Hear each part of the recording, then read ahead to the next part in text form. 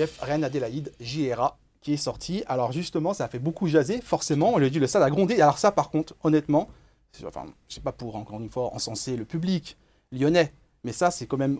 On voit que c'est vraiment des connaisseurs de ballon. Parce qu'on a vu que tout le monde, comme un seul homme, entre guillemets, en disant mais qu'est-ce qui se passe par rapport à, justement à cette sortie. Moi, j'ai eu beaucoup de gens qui m'ont envoyé des messages en me disant malgré tout, on peut être d'accord ou pas d'accord, mais c'est quand même des gens qui aiment le ballon parce qu'ils ont réagi vraiment comme des fans de ballon, entre guillemets, comme des passionnés en se disant mais qu'est-ce qui se passe là, on a notre meilleur joueur qui sort. Alors, sortie justifiée, pas justifiée, on va commencer par toi Flo. On va donner un peu la parole parce qu'il parle beaucoup. Hein, voilà, il parle pas mal, notre consultant Nicolas Puytebois. Qu'est-ce que tu en as pensé toi déjà à chaud lorsque tu étais au stade? C'est ça. Je pense que c'est un peu la clé du truc, c'est qu'il y a la réaction à chaud qui forcément au début est de l'étonnement et de la déception. Là, c'est la passion qui parle après. Parce que c'est quand même depuis le début de la saison, c'est celui qui est peut-être le plus plaisant, un des plus plaisants à avoir joué, qui produit le plus, qui va le plus vers l'avant, qui venait de marquer en plus ce soir-là. Exactement. Cet après-midi-là. Et c'est vrai que le voir sortir, au début, surtout que c'est la deuxième fois après le match de Marseille, donc ça commence à faire beaucoup, et sur le coup, on ne comprend pas. Après réflexion, et après avoir pris un peu de recul, pour moi, ça me paraît tout à fait compréhensible et logique. Alors après, je pense que moi, j'analyse toujours ça avec un peu d'humilité et je pense qu'on n'a pas toutes les clés. En tout cas, moi, je les ai pas. Ouais. Je sais pas comment ça se passe à l'entraînement, je sais pas sa forme physique. Il y a plein d'éléments que je n'ai pas. Ça, on le dit souvent ici d'ailleurs, souvent. Parce que c'est vrai qu'on je pense que c'est important de le préciser parce qu'il y en a beaucoup qui. D'abord tous les éléments qui jugent sans savoir, sans connaître effectivement. C'est ça, voilà, on a 50 000 spectateurs au stade et 50 000 avis différents. Donc voilà, faut prendre un peu de recul et se dire que c'était, pour moi, en fait. Les raisons qui ont été évoquées par la suite par Rudy Garcia notamment, on va les voir. Elles sont très entendables. Et on va les lire justement, on va les découvrir. La réaction de Rudy Garcia pour justifier justement la sortie de JRA. Il a joué 2 fois 90 minutes dans la semaine avec l'équipe de France Espoir et il avait déjà un carton jaune. Je ne pouvais pas me permettre de perdre Jeff pour mercredi, déplacement au Zénith, parce que je rappelle que je n'ai pas Oussama Aouar et Memphis Depay à ma disposition. Voilà les explications de Rudy Garcia. Qu'est-ce que tu en as pensé, Nico? Alors oui, moi j'entends. Effectivement, c'est argumenté. Moi, avec toujours pareil, mon expérience avec de lecture, quand on a 21 ans, on peut enchaîner 3 fois 90 minutes en une semaine.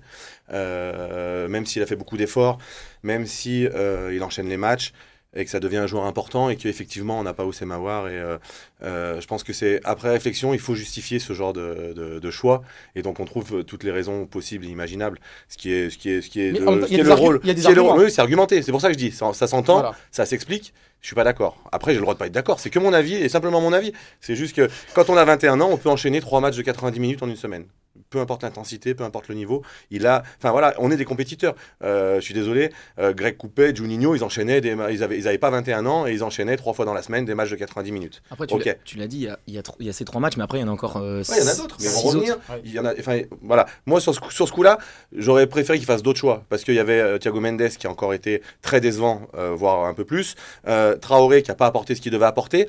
Peut-être que la frustration vient aussi du fait que ce joueur-là apporte du dynamisme, apporte du football. Enfin, il est agréable à voir jouer et en plus, il porte l'OL vers l'avant. Donc, on a besoin de ce genre de joueur.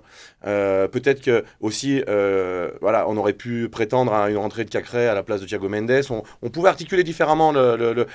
On pouvait faire d'autres choix. Le carton jaune, il y a même des gens qui sont venus m'interpeller sur Twitter en me disant « Ouais, le carton jaune, il ne pourra pas jouer mercredi. » Non, il y a le championnat, le carton jaune, et ensuite, il y a la Ligue des Champions, c'est pas la même compétition, les cartons sont pas les mêmes. Peu importe. On m'a traité de footix. C'est un peu parce que j'ai fait un tweet, peut-être.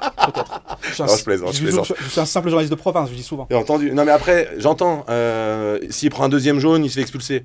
Mais on sort pas automatiquement un joueur qui prend un carton jaune pour sécuriser le match. C'est pour ça, moi aussi j'ai fait un tweet un peu chambreur sur Thiago Mendes. Tiens, il a pris un carton jaune dans les arrêts de jeu, vite, faut le sortir. Non mais voilà, il y a plein de joueurs qui jouent avec des cartons. Je trouve, alors ça doit être l'atmosphère ambiante à l'Olympique Lyonnais, forcément, parce qu'on a des points à prendre.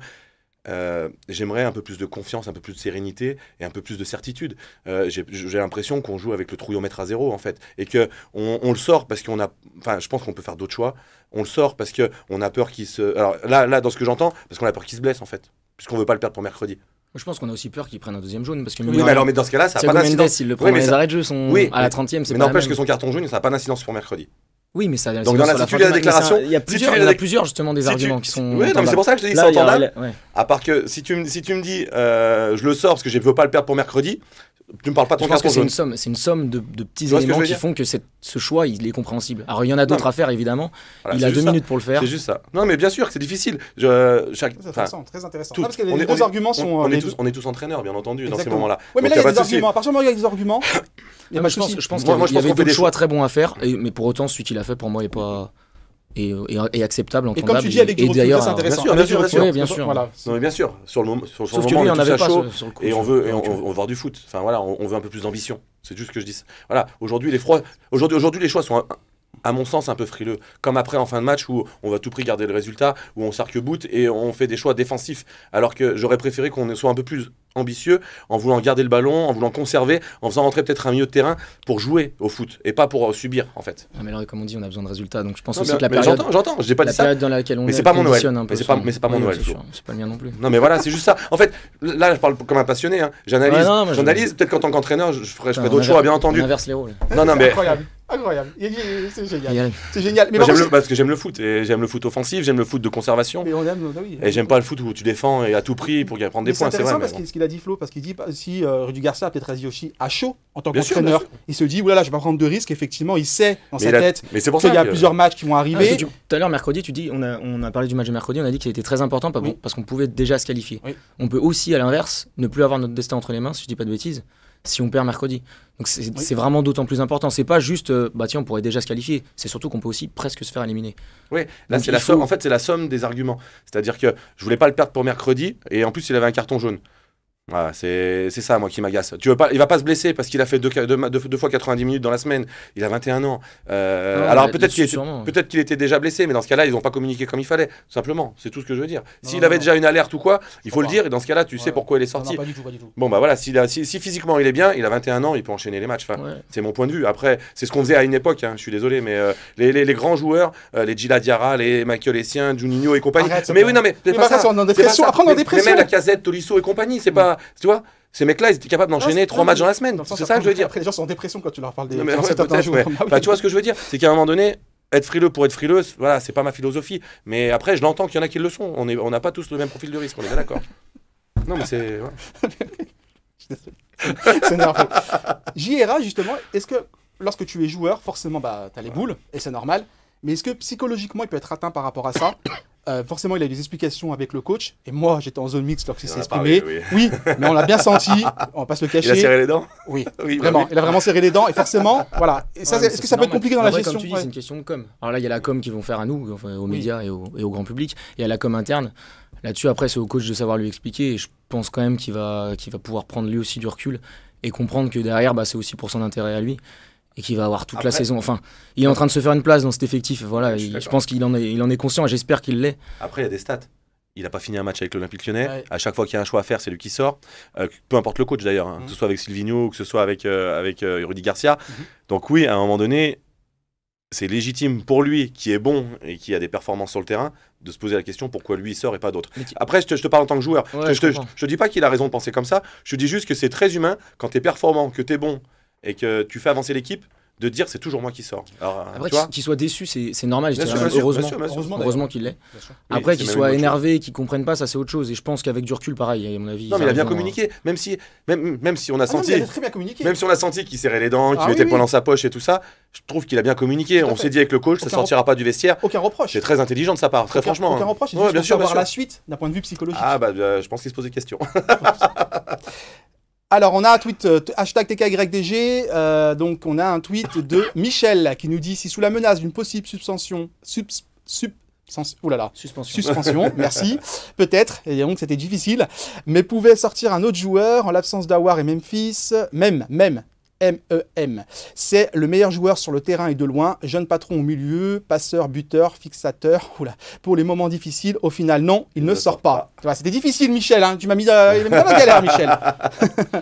Mais on a un autre tweet aussi, bien sûr, qui est d'un ancien joueur, consultant pour OLTV, Brian Bergogneau, qui a souhaité participer à ce débat. Donc tout le monde regarde Tankara Degon, donc c'est plutôt sympa. Petit clin d'œil. Alors Brian, il nous dit choix impopulaire, mais extrêmement intelligent. Il avait déjà joué 2 fois 90 minutes dans la semaine. Il allait devoir en enchaîner un 3e avec une équipe réduite à 10 en ayant déjà un carton. Et à l'entame d'une série de 9 matchs en 29 jours et à 4 jours d'un match décisif, nous menions en plus 2-0 et il avait marqué donc beaucoup plus facile à lui à faire accepter sur le plan psychologique. Première réaction, Flo, par rapport aux propos de Brian. Eh ben, je suis plutôt d'accord avec ce qu'il raconte. Plutôt d'accord.